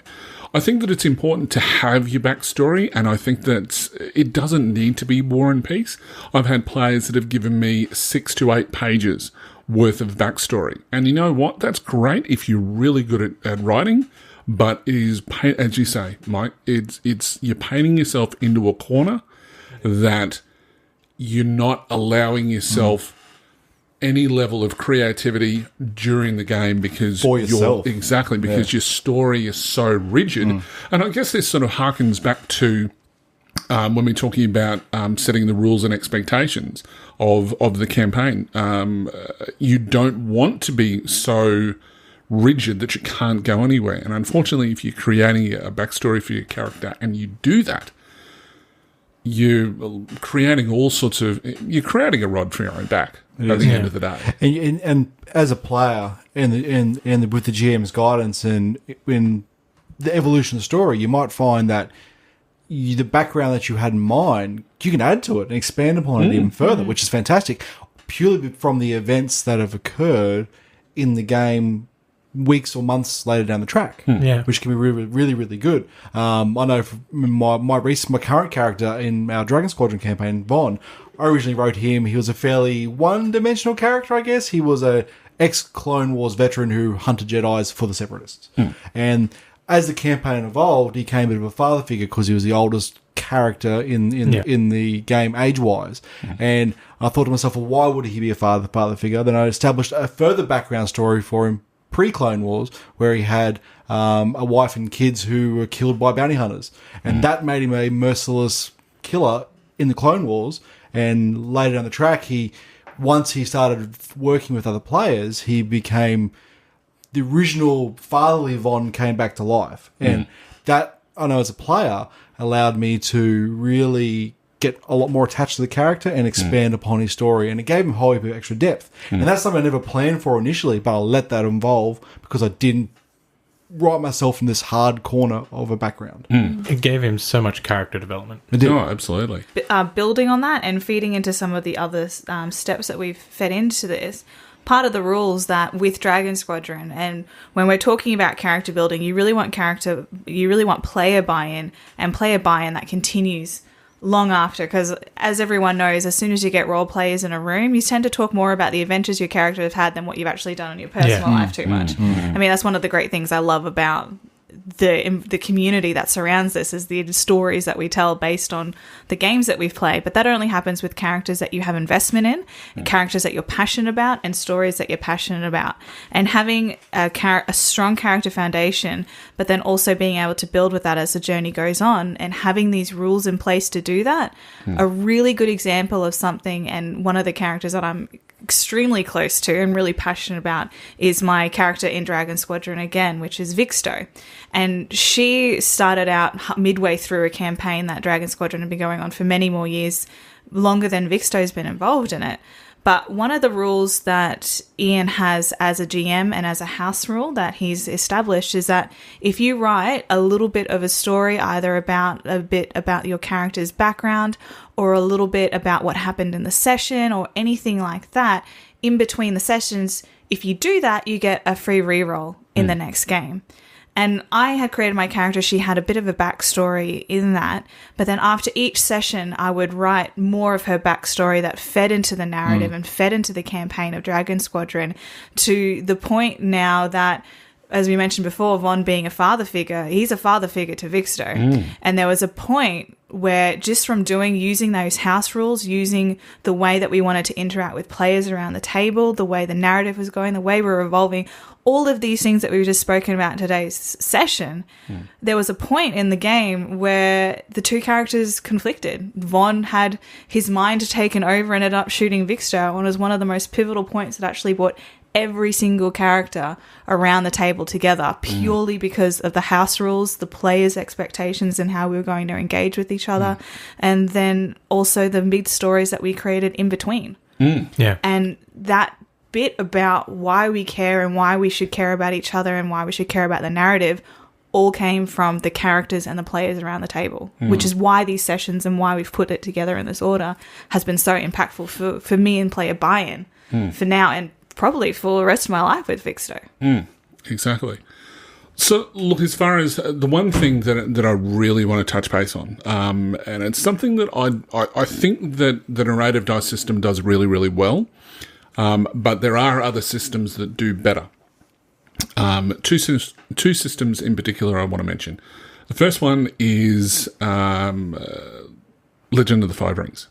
The 20 questions that goes through, which is in the beta release, that they talk about that, as well as obviously older editions of the game. They talk about, and step you through the process, not just of character creation, but of your place as a character in the story. Builds a template. Builds a template, Builds exactly. a template for you, yeah. Which you can add to. Yeah, exactly. And the other one, which isn't, I guess it's a role-playing game, but there are no dice rolling, is Fiasco. And that's something that I always sort of refer to. And Fiasco talks about setting up around the table, everybody has connections. And that's something that I think is vitally important in talking about character creation. Stats is one thing. You can have characters which have exactly the same stats and the campaign will go along fine. But it's the actual background and what the story of the characters and how they are interrelated and connected to each other. That's what makes for drama. That's what makes for good role-playing. It's the backbone to almost everything about a role-playing game, is that strong character establishment at the start. Exactly. Yeah, and it's all made possible right here, right now at your session 0. Yeah. And honestly, it doesn't matter what game system you're playing. If you're playing the most bare-bones one-page RPG system, you can still make super in-depth characters, because as Ian said, stats doesn't mean anything. You don't need stats to make strong characters. Exactly. Certainly helps to make the character cool, but for character relations, it doesn't matter. It doesn't matter. That's right. Because with, a story does not, well, what do they say? In Shakespeare, they talk about, without conflict, there can be no drama. Yeah. And I think that goes right back to the core of what role-playing is about. You want adventure, you want story, you want there to be conflict, whether that be with NPCs or whether that you want to have it with inter-party conflict. Yeah. And I think that inter-party conflict is some of the best role-playing moments you could possibly get. And I know we always go on about Dragon Squadron, but there was a situation which happened, which I won't go into. We'll leave that for another podcast, I'm sure. But there was a massive inter-party conflict that happened between two characters. A good inter-party conflict. A massively good. Which was good because we established that this was something that we could do beforehand. Exactly. That came from the player contracts. Exactly.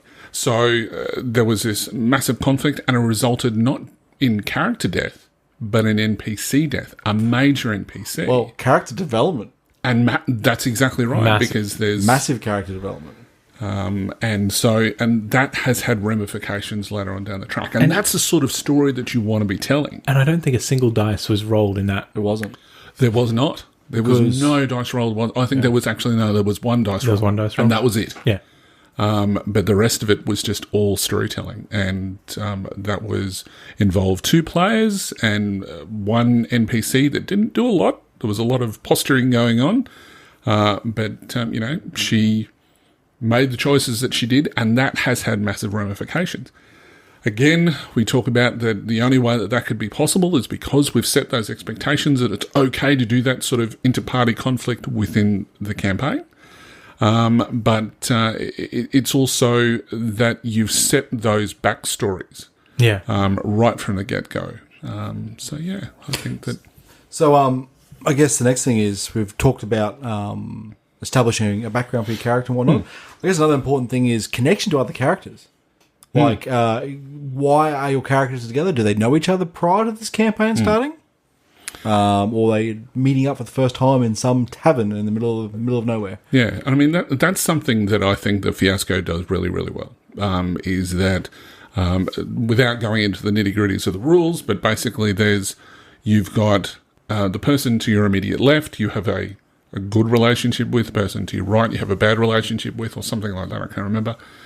But there are inter-party conflicts and connections right from the start of the game, and that then generates drama from that. So if you're, as part of your character creation, and you don't need Fiasco, you can do it with anything. You don't even need a rule set. You just need players who have got that buy-in, and we've already established that as by following our process, that we've then got them going, okay, so Martin's character doesn't get along with Mike's character. Why is that? You know, and you have a discussion around the table about why that is the way that it is. And this is before any stats get done. Yeah. This is just talking about stories. And this is why something that we touched base earlier on, that people shouldn't be doing their characters before the session. Certainly they can come up with a concept and things like that, but putting it all down in a concrete, well, in the broad strokes and on paper should be done together. Absolutely. Agreed. Because you don't want to be, and I think Mike touched on this before, you don't want to have this in a bubble. That you're creating this character and going, oh, I'm going to play this character and that's it. You know, everything else be damned. That's right. So you want to have that ability to be able to have a connection with the other characters, and that, I think, is part of this whole step process of session 0. That has to be at the core of it. And on the other side of it, even just taking, I know it's going to sound a bit weird coming from me, but taking a step out of the narrative side of things, because that's usually where I always go to, is make sense within the narrative.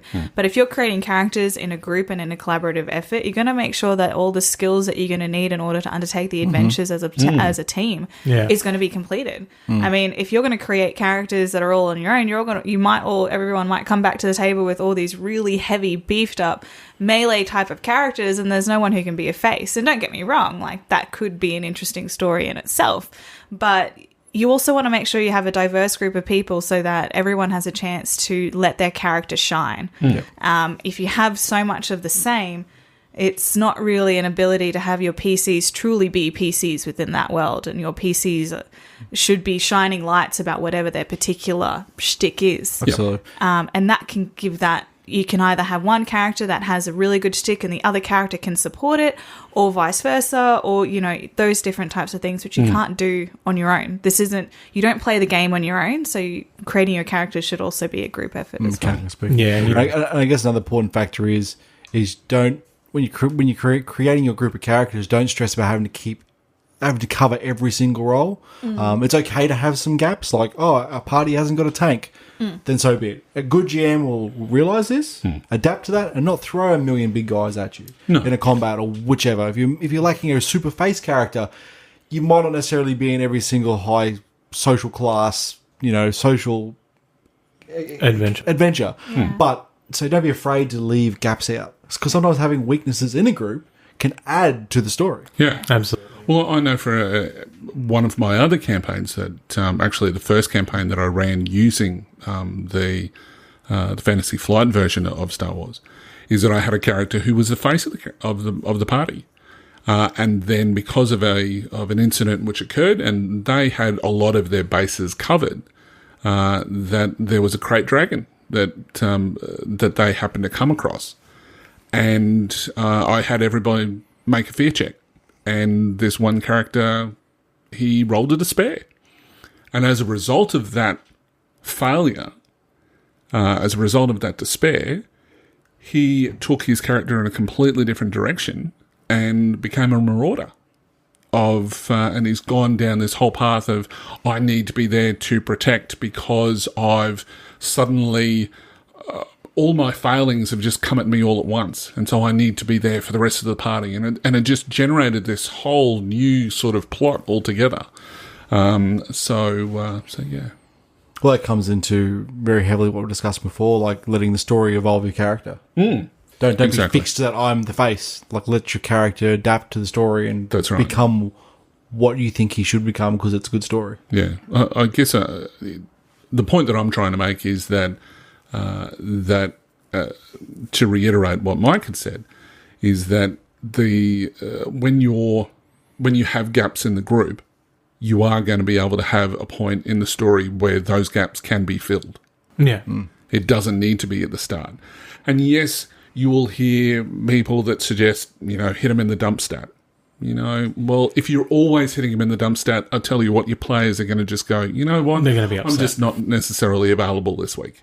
Or avoid those situations in the game where they know you're going to hit them in the dump stat. Yeah, exactly. So it just becomes a conflict between the player and the GM. That's right, and you don't want that. So, but that again goes down to the expectations that's been set, is that the GM is going to be doing the right thing by the players. Yeah, and when everyone's creating their characters as well, they do need to leave room for each character to shine, to have something special that they can do or contribute to the party. Yep. Agreed. Absolutely. All right. So, any further sort of steps in character building, do you think? Or we pretty much covered everything? I guess there's one last thing, which is reason to adventure. Call to action? Call to action, which can be obvious sometimes, but not so obvious other times. And I guess, again, it comes down to the campaign you're playing more than anything else. So, any last thoughts about that? Well, I think you're right. It depends on what your setting is, the world that you're creating, the adventure that you've all decided that you want to, well, the adventure that you have looked at wanting to tell, and the type of characters that you have around the table. I mean, that could be as varied from campaign to player to group to whatever it is that you're looking for. But I think actually having that discussion and having that understanding before you get into the game is really important, because some of the hardest part about role playing is just getting started in it and actually getting it going. So if you have those kinds of out of character conversations, could be really beneficial in actually hitting the ground running, essentially. I guess the most important thing is to have something. Yes. Have some sort of reason to adventure. And chances are, if you're up to this stage of session 0, you've probably already got an idea in your head. Yeah. But if you don't, make sure you got one. Because I think with this system, with GeneSys as well as with Star Wars, is that you've got motivation. Everybody has to have a motivation for adventure. So it doesn't always have to be the same. Sure, it may help the story if everybody has a reason, like they're all on the same planet and they're all fighting in the one resistance, that sort of thing. But I guess that tends to be more about what duty's for. But each of these, there is a reason why that each of your characters have been affected by whatever circumstances brought them all together, and that's your motivation. And at the end of the day, it could be something as simple as, hey, we're a bunch of dudes who want to go loot some treasure from dungeons. That is true. That is true. We're all hard in our luck. We all want to start off with having a few beers first. At the local tavern. With the bounty board. With the bounty board. And we laugh at that, but sometimes the best story can come from something as that simple. And it's a cliche, done over and over again thing, but it works. Yeah. I think I've had 3 or so campaigns that I've played in that have started that way, and just even the interactions between the characters at that beginning stage before all hell breaks loose has been some of the most funnest parts to actually put together. It's that banter. Yeah. That fun banter. You're in a bar and you meet is not necessarily a bad thing. Yeah. I know that a lot of people just sort of, I'm going to create the next masterpiece of character introduction and how the story is going to begin. Well, sometimes it doesn't need to be. Well, okay. How did Luke Skywalker, Obi-Wan meet Han and Chewie? In a bar. Mm-hmm. Exactly right. So yeah. And I think that's something that you have to have as a GM. And this is sort of I guess, even though we haven't sort of marked a step 6, but step 6, and this is almost like, where do we start the campaign? And that's something, I guess, for the GM.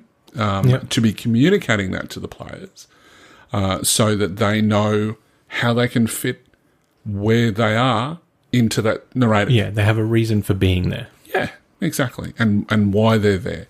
And, it could be that suddenly there's a starship crashing and everybody's on board, but they're all there for different reasons. There's, so yeah. But I guess at the end of the day, we just need to have the characters being together for a reason. We need to have the backgrounds to all correlate. So perhaps we should summarise what we've basically spoken about. So firstly, we have step 0. Which is getting ready. Yep. So we've set up, we've got it in our mind that we're going to run a game. We don't know what game it is yet, but this is the time that we're going to sit down and go, this is the sort of game that I want to run as a GM. We've then got the step one of the process, which is picking your setting, and you would do this as a group. You would go, right, well, I want to run a game, and this is kind of the sort of game that I want to run. And then as the players, you basically go, right, well, we want to all run Star Wars, or we all want to run Blade Runner, or whatever. Cowboys in space. Can you imagine that? Oh, That was such a brilliant movie. But anyway, I want to Can we be do there. that? I would so run that as a campaign in a heartbeat under Genesis. We should do that. I wanna be a Part of the replicant. first test under Genesis is doing a Not a bad Blade Runner idea. campaign. Wow, that'd be Not a just bad idea. amazing.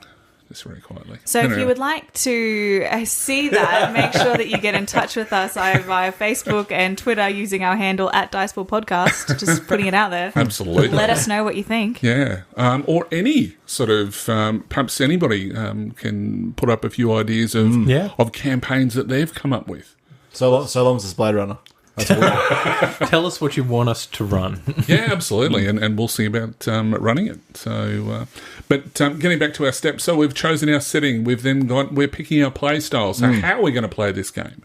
Then we talk about the player expectations and GM expectations. Probably the most important rule is step 3. Yeah, player absolutely. expectations. Step 3 is the expectations, setting that so that everybody's on the same page and they know what to expect out of their gaming experience. And we touched base on it before, but we didn't actually mention it. It's something which is really important if you have suddenly a free slot and another player, as Mike mentioned before, and Caitlin, you also mentioned it with both of your characters, coming into existing campaigns, you know right from the start where your character can fit in. Yep. Yeah. And you're working with that framework so you know what the rules of the law of the land is, Yeah. for want of a better And term. honestly, it really helps if you come into a new game for new players. Because you're not trying to sit there going, oh, how do I fit in? You already have an idea of how it works. Yeah, exactly right. It's still nerve-wracking, but a little bit less so. And then we've got step 4, which is explaining the rules. And that's going to be the rules of the game that you're going to be playing and any house rules that might come into play. So that's going to be a bit of a step because you may have players that have never ever played role-playing, like we had in our live play that we did recently. Madeline had no idea of what role-playing was. I mean, she knew what role-playing, that it existed. The concept of it. Well, the concept of it. A very vague concept of it. But I did that on purpose so that she could actually have that whole experience using Genesis as well. So she had a very vague idea. She knew just rolling on the table. And was it. well, she did, dice rolling on the table. You don't roll on the table. absolutely. you had to explain. This is how we do that.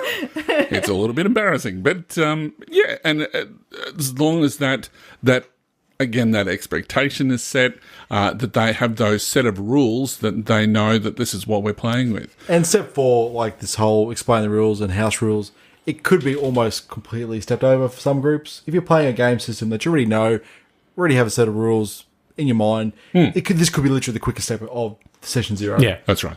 And if, as I actually mentioned this during the live play, is that there's no better way to learn a rule set than to actually play the game. Just jump Absolutely. So in the case of Genesis, you just show them how the dice operate, show them how the symbols operate, and as long as they've got that down, the rest of it can just happen as they go. Yep. And that's all of the Star Wars beginner boxes, they go through that process of the adventurers showing them how to use those dice. in. If you explain the rules to them before the game and they get that glazed eye look, stop explaining the rules. Just play the game. Just play the game. Exactly right. Because, I mean, Star Wars, Edge of the Empire. Perfect 22 pages of rules, explanation of how the And dice there's work. no better way to learn that system than Absolutely. It does not assemble take and you, roll. it seriously does not take you 22 pages to explain the rules to someone. No. But for your initial contact as a person who's going to run the game, or if you just love number crunching, getting a good idea of how that rule system works, fantastic. But you don't need that when you're teaching a new player. No. It's Yeah. as simple as that. So let's talk about the rules. The last one is obviously character building, which is probably the most fun, but it is the thing that requires the most buy-in from all the characters or from all the players and the GM. And that's the reason why you've gone through the rest of the steps, is to get you to that point so that you can create the characters and the backgrounds of those characters so that they all fit together and mesh nicely. Absolutely. Yep. Okay. Well, that I think we've pretty much exhausted everything there is to know about Session 0 and how to set that up. We hope that you find that certainly helpful for running games under GeneSys, as well as not just GeneSys, but any other system as well.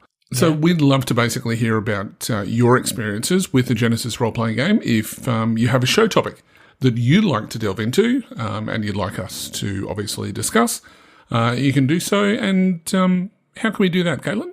So you'll be able to find us on Facebook and Twitter by searching at Dicepool Podcast. You'll also be able to find us on our website, which is www.thedicepoolpodcast.com. And don't forget, tell your friends. Absolutely. And with now that we're available on iTunes as well, you can go and give us a review. Good reviews. Yes. 5 stars. That'd be lovely. Anything less than 5 stars, don't worry about it. Yeah. Just message us privately. Yeah.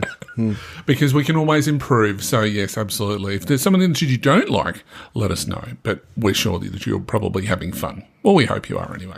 Well, we are. That's the main thing. Exactly right. So, should we get into some questions, perhaps? Yeah, time to look behind the screens, maybe? Behind the screens.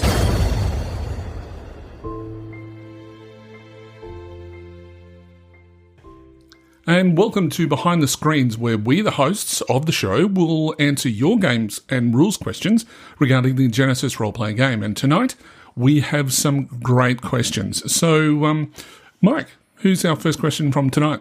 Our first question comes from Ryan Waits, who asks, can you talk about how and if you can use the multitude of Star Wars books for more talents and for items? Very interesting question. Yeah, absolutely. Something I've thought about. I'm sure everyone else at this table has as well. I guess the first thing is we answer the most obvious one, and that's talents. Because GeneSys has a lot of talents in it, no doubt about it. But we all know the Star Wars system, through years and years of being in production with lots of supplements out there now, there's 1 trillion talents, and that's probably underestimating it, to be honest. Yeah. So I guess, guys, can we use talents from Star Wars and GeneSys? Absolutely. Hell yeah. I think the key would be that you can use as a bit of a guideline, I guess, is the cost for each of the tiers. Because with Star Wars, there's 5 tiers worth of talents as it goes down the page. The difference is obviously in comparison to GeneSys, where you need to get more talents for the tier above than you've got below, where Star Wars doesn't have that as an issue. However, you can just use that as a guideline and then just look at how hard it is to get to certain talents.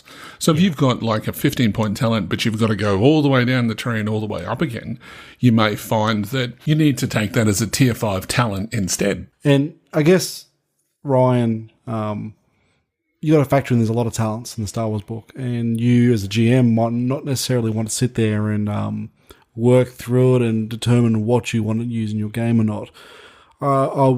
I think a good way of approaching it would be just give access to your players to the talents from the Star Wars books, and if they find something they like, have a look at it, give it a tier, and give them the okay if you think it'd be great in your setting. Of course, some won't necessarily be for your setting, but it opens it up for your players to go book diving and find some cool talents. And all you have to do then is give them the thumbs up or thumbs down and give it a tier. And that's about all you need to do. And that's pretty much it. Yeah. And because the rules are more or less one for one, you won't even need to do a whole lot of, patchwork to get it to work in GeneSys at all. No, that's exactly right. And I believe Martin, GM Flano, in our Wandering Warrior game, we introduced a couple of talents which weren't in the book. Unarmed Parry, for example, which we've since recommended to Keith. But we chucked that into our game, no worries at all, and it worked perfectly fine. Worked fine. I mean, there's plenty of guidance in the GeneSys rulebook anyway for designing talents. So you can always just work with your GM, talk to, discuss it amongst yourselves. And as long as you're doing that, outside of a session, obviously don't do it in the middle of a session. But as long as you're doing that, just discuss it, be open about what changes you'd like to do, and then go from there. Yep. That's the key, is the back and forth, talking about That's right. Absolutely. That open communication. So, I guess the second part to his question is items. And I believe when he says items, it probably extends to items like weapons, gear, equipment, armor, etc. And maybe even vehicles and ships and etc. Yeah. Yeah, that's a big one. It's a big one, yeah. What do you think, GM Caitlin? So the GeneSys system does provide guidance on the tools and items that you can use in there. So it would be quite similar to talents. You just marry them over and, again, have that conversation about works and what doesn't work. I mean, it doesn't make sense that if you're going to have a system that won't support having a fully functioning lightsaber in it, or if you are doing a Star Wars one but using GeneSys, you have to make sure it actually fits in with what the campaign you're running in. That's right. Or having the right vehicles for the right type of story you're telling, which is really important to discuss in a session 0. Agreed. Absolutely. And a good example of vehicles and ships from Star Wars into your Genesis game. Again, going back to the Stars Without Number game that my mate Josh is organising, he asked me to design a ship for the party, and all I did was grab a Star Wars ship, a YV-666, and reskinned it. And it's more or less one for one exactly the same, except for a few in-world additions like mass and power that I've added to the top of it. And apart from that, super simple. I just reskinned it, renamed it, and even renamed the weapons that the Star Wars ship profile has. Apart from that, bam, easy as. No hard work whatsoever. It's very, very easy, I think, to port everything across. So in answer to Ryan's question, yes and yes. I would agree. Just be flexible. Absolutely. That's the key. And that's what this game does. Yep. Exactly. And just talk to your GM. All right. So next question. Martin, would you like to cover that for us? I'd love to. I've got a question here from Donald William, which reads, on your last show and your blog, you were talking about the vehicle rules used in GeneSys. I was pondering, how do you handle angling shields if you use the GeneSys single zone rules? Or would you still stick to multi-zone from Star Wars? Good question. Very good question. I think, this is just my opinion, that if you're going to bring in angle deflectors, I would suggest it works best that if you use the same system as Star Wars does. If you don't want to have multi-zone shield areas for ships, and stick to it as it is in GeneSys, which is just the one shield zone or one defense rating, that you don't. Well, I think you could. That's a miracle of the boost dice. Oh, that is If someone dedicates an action to boosting the shields, give the ship a extra boost die, extra defense die, to any attacks at them until that character's next turn. Very similar to the sort of actions you can take in personal scale. Exactly. Just, character dedicates that action to angling shields. It's, either way, honestly. So it's more boost shields rather than it is angle shields. Yeah? Well, it's all abstract. So I guess you're always angling the shields to the best direction that the enemy attack's coming from. Sure. So reinforcing it in that direction. Yeah. And the pilot's always adhering to the direction you're angling it to. So okay. And making it fit within the narrative and not getting too bogged down and a lot of those types of details as well. You got to fit in with what the dice says and what you're able to do narratively. Certainly. And from my experience, 9 times out of 10, shields often just roll blanks. So it doesn't matter. Just don't care. That does happen a lot. Turn your shields off, direct your energy to the engines, and you're going to have a much better day. That, switching off your shields and doing it, that gives you a boost die to any sort of piloting boost check. dice and piloting check. Just fly away from the danger. Simple. I like it. Very good. Excellent. All right. So, and finally, for our last question, Caitlin, what is that? Our final question comes from Blame Cat from the FFG boards. Specifically, when dealing with minion groups, how would you handle a failed attack that generates enough advantages for the crit on the weapon? Would you nix the attack altogether, requiring the advantages to be spent on something else? Or would you reward the crit triggered by the advantages and kill a different minion in the group? E.g., the player was trying to shoot the archer, but failed. Instead, the sheer number of advantages mean that they may have missed the archer, but the swordsman happened to walk in front of the shot at the wrong time and took the arrow to the throat, knee, whatever. I personally prefer knee, but that's not the question. Would you rather save the example above only for a rolled triumph? By the way, you guys rock, which personally I think is the biggest takeaway from that question. Yeah. Thanks, Blame Cat. That was awesome. Mike? Well, it's end of the day, it's your game, and rules as written, you can't get a success from a failed check. Yep. But if someone's rolled a butt ton of advantages and they're just minions, sure, great way to spend it. Is that a technical term? But yeah, you look at GeneSys Role Butt ton, Playing, like it's a specific measurement. Oh, right. Butt ton. Excellent. that and dollary days. Do you know how much of a massive reaction we had to dollary dues? It's the same reaction I have to dollary dues. Who doesn't like that? It's great. It's always good to have that. But no, it's again, technically no, but it's your game, your world. If you want to kill a minion in a cool, epic way, kill a minion in a cool, epic way. One of the things I love about GeneSys and these narrative dice systems as well is that even though there are a whole bunch of rules and there are lots of things that kind of say what you can and cannot do, the rule of cool will always reign supreme across all of them. Absolutely. That's kind of rule zero, rule of cool rules, effectively. Yeah. Well, there's still something that you can do. So rather than killing a minion, if you're, opposed to that, is the player can still hit, but not deal any damage. Yeah, cripple them or take someone out, like knock them to the ground, destroy a weapon. Yep. So that they've hit something on them. Hit a nearby explosive barrel. Yeah. Setbacks for the rest of their checks in that round. Spooked a horse. Which is sort of, nixing the attack, but it's not really, because of the way that you're describing it and the way that you're introducing it into the narrative. The player has still achieved an objective, and their attack has done something. Yeah, exactly right. GM Flano probably describes it the best in most rules as written way to do it, and I think it's great. So long as your players and yourself have a cool way to spend those advantages, other than just, I'm going to pass down a boost dice, because that's the most boring way to do it. Yeah. Heck, you can pass that boost dice down with those advantages as so long as you've done it in such a cool, descriptive way. And Martin, GM Flano, just gave out a heap of cool examples of how to spend advantages if you roll a heap of them, a butt ton of them. Exactly. And have no real way to use it. Get creative, think out of the box. Seriously, if the only thing you can think about is killing someone with those advantages, then maybe you're not thinking out of the box enough. Yep. Look at the environment, see what's going on around this target, and see what you, the GM, and the player has to play with. Yeah. I'm sure there's a million things there. Yeah. And trust me, it will take your game in new and interesting places. Exactly And right. not every NPC has to die. Sometimes they could become loving parts of the ongoing campaign, like many of the NPCs that we have. We could have killed them, but we decided to keep them ongoing because we happened to miss a shot. And failing is not the end of the world in these games. It can actually add much more to the story than success ever could, which, another plug, please check out our Mike stand, because he talks a lot about the success through failure in the system.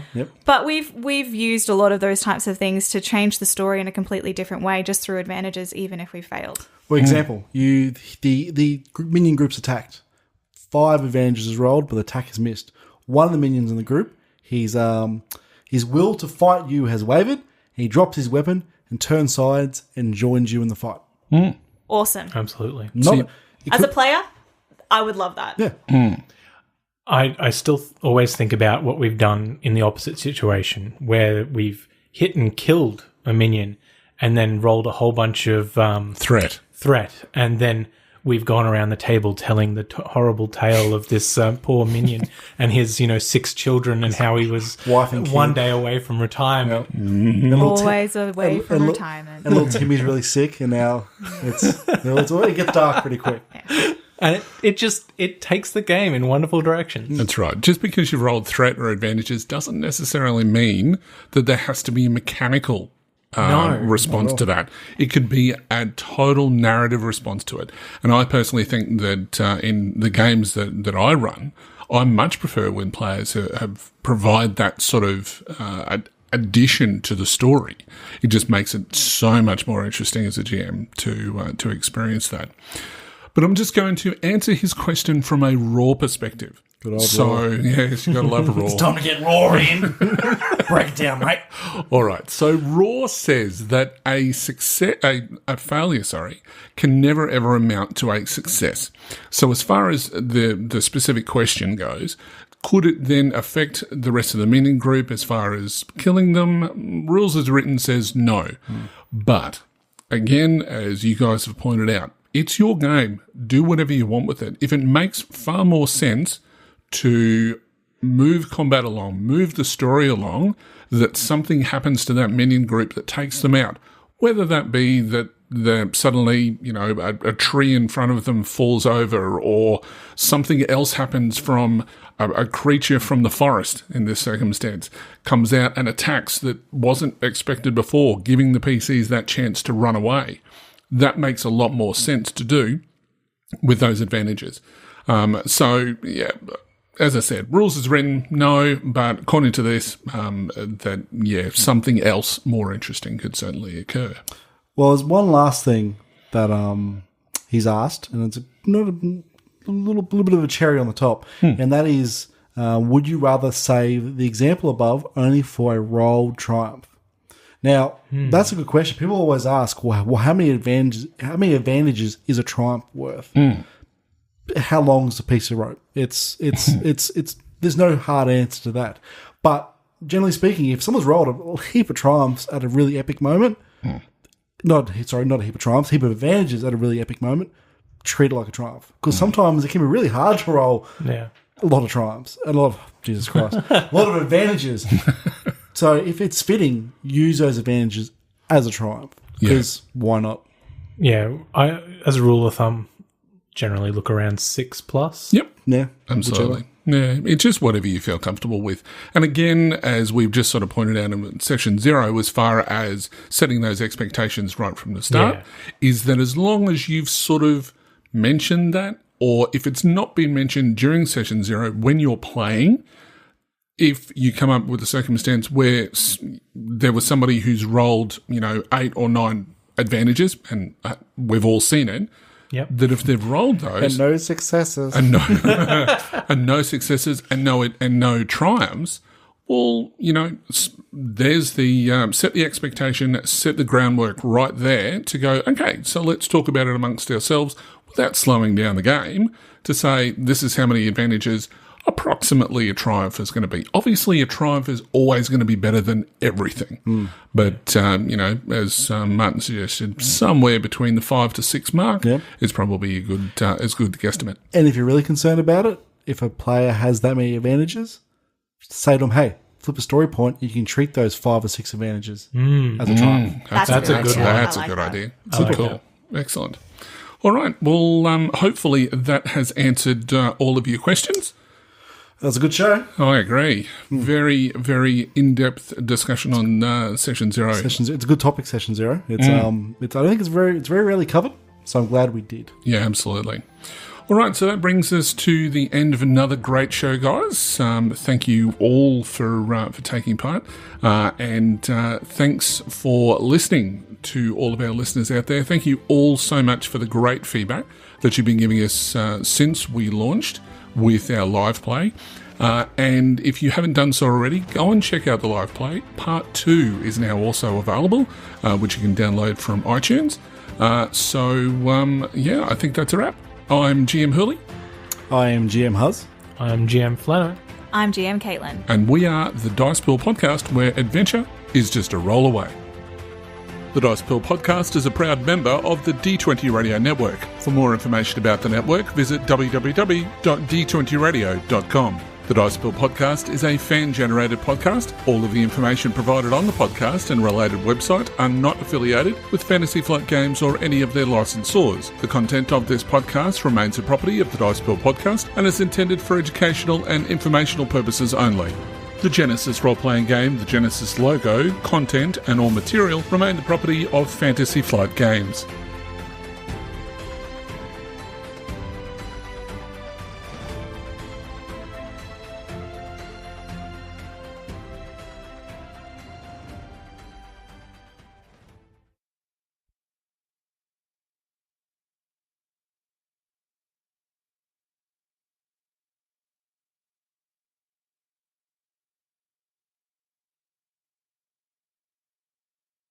Can you do Elmo? I can do Elmo. La la la la la la la la. Elmo's world. Elmo's sad. What are you doing here? The recording's over. I was late. I had to go to the chopper. The chopper, that's Elmo's favorite. Quickly, we got to go. Now. Chopper, chopper, chopper, chopper, chopper, chopper, chopper, chopper.